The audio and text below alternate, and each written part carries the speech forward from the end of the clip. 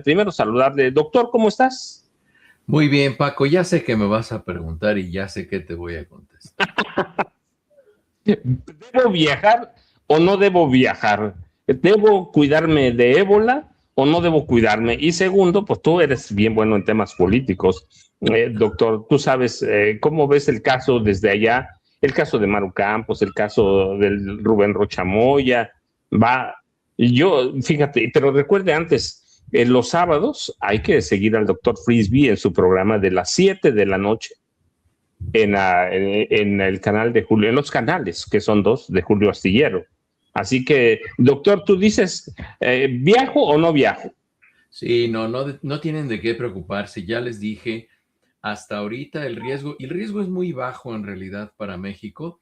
Lo único que tendría que hacer México, bueno, pues es las personas que vengan de las zonas de riesgo, ponerlas en aislamiento probablemente si es que se tiene alguna sospecha.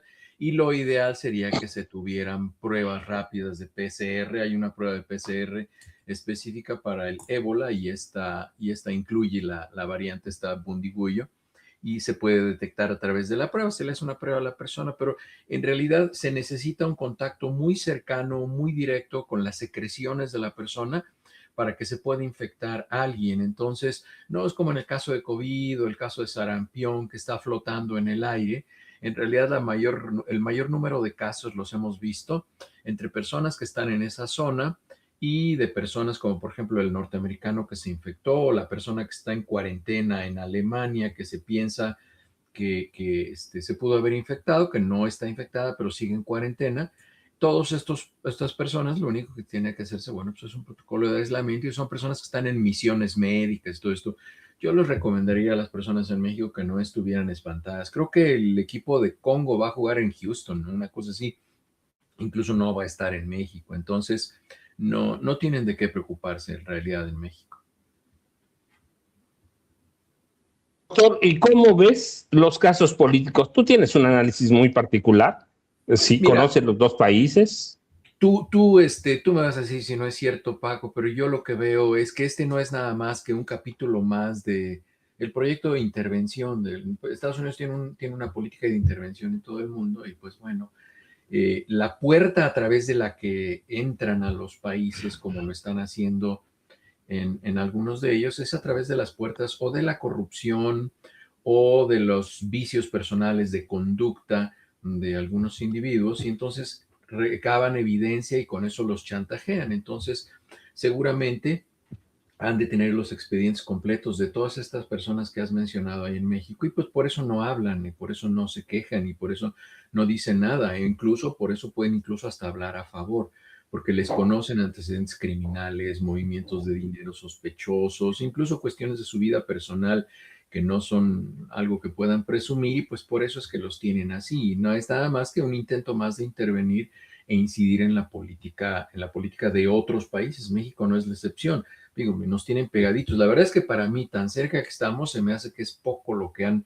podido hacer en los últimos años, ¿no? Pero pues tenemos gente que tú lo has dicho y tú lo has documentado, Paco. Hay personas incluso que fueron presidentes de México que trabajaban directamente para la Agencia de Inteligencia de los Estados Unidos. Entonces, yo creo que pues no es nada más que un capítulo más, es un capítulo más, una variante más, y además que bueno, pues ahora no se les ha permitido que intervengan como lo hacían antes, ¿no? Que pues prácticamente tenían la puerta abierta. Doctor, va a enloquecer más Trump todavía. Estamos a 5 meses, si no estoy mal, de las elecciones de medio término en Estados Unidos. Ayer se quedó dormido en el evento del Memorial Day.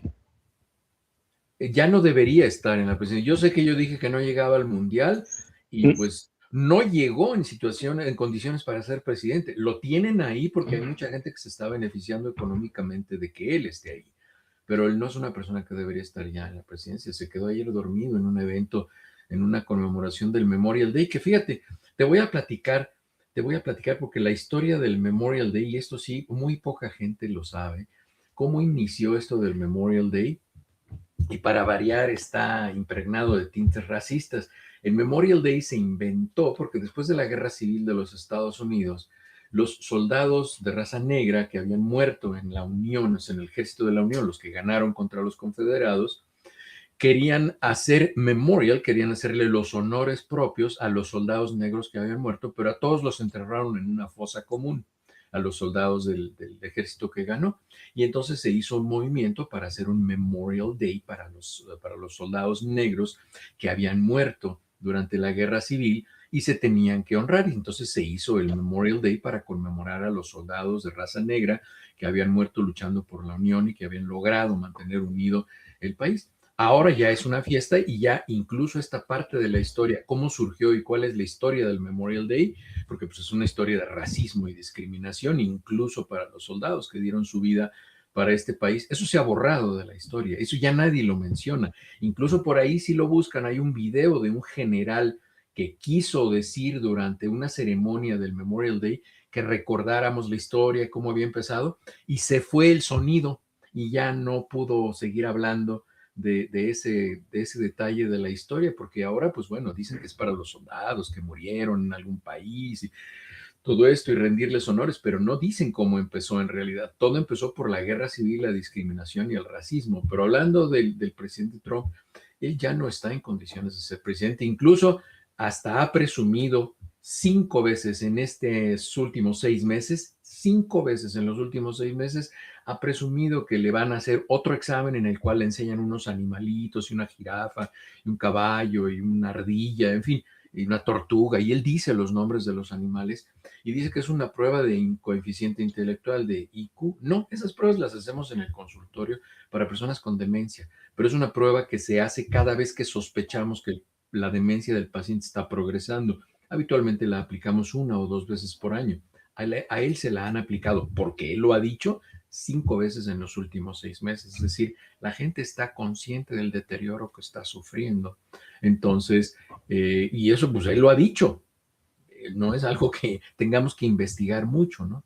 Y entonces por eso hemos visto que si ustedes comparan sus publicaciones de su red social, esta Truth Social, de hace un año y comparan las de ahora, pues van a ver que hay un deterioro y él tiene una conducta aún más fuera de control, ¿no? No, déjenme decirle, yo personalmente entendí cuando el doctor Frisby dijo no llega mayo, no estaba diciendo el doctor Frisby que iba a quedar loco para entonces o que iba a dejar de ser presidente. Y yo entendí lo que está diciendo el doctor Frisby, que iba a ser un hombre muy deteriorado, mentalmente hablando. Su salud mental estaba en peligro. Y lo que vemos ahora es ese, doctor, es un hombre disminuido, es justamente lo que él hablaba de Joe Biden.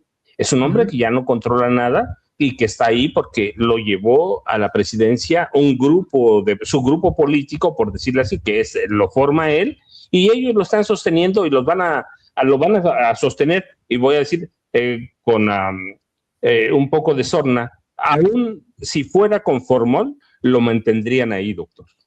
Sí, lo que pasa es que te digo, mucha gente se está beneficiando, mucha gente está haciendo muy buenos negocios en el gobierno, pues bueno, pues mientras le siga conviniendo lo van a tener ahí. Incluso hay otro episodio cuando regresa de la ceremonia del Memorial Day que llega a la Casa Blanca, se queda viendo un pilar del edificio y se pone a verlo y a tocarlo y está platicando con unas personas y pues nadie sabe de qué estaba hablando y estuvo ahí 10 minutos, lo cual incluso tú puedes ver cómo está nerviosa la gente del servicio secreto, porque menos de una semana hubo un tipo que estaba disparando tiros ahí, muy cerca. Entonces es incluso hasta peligroso para su seguridad, pero en fin, vamos a ver qué pasa, Paco, con eso. Nada más antes de que se vaya el doctor Frisby, déjenme recordarles, yo recuerdo muchos casos como el de Donald Trump aquí, el de Fidel Velázquez Sánchez, debe recordarlo el doctor, que lo mantenían vivo. Gustavo Vaz Prada, que era un revolucionario, que fue gobernador del Estado de México, lo llevaban cargando a los eventos. Así que yo entendí así lo que dijo el doctor Frisby, y recuerden, 7 de la noche los sábados, en los canales del doctor Carlos Tillero. Así que, ¿con qué nos dejas, doctor? ¿Con qué te vas? Y yo te agradezco. No llegó Vicente porque anda en un evento de Ariadna Montiel Reyes. Oye, Paco, pero yo no sé si tú recuerdas, pero el doctor Gustavo Vaz tenía problemas de movilidad, no cognitivos.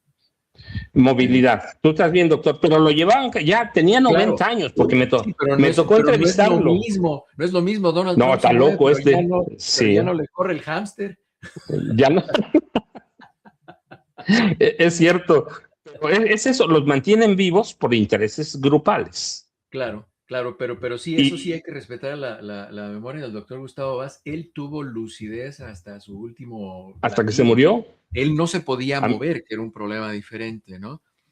Pero sí, no, es diferente a lo que le pasa a este hombre. Fidel Velázquez, yo creo que unos 15 años antes de morirse, ya no se le entendía nada de lo que decía, ¿no? Nada.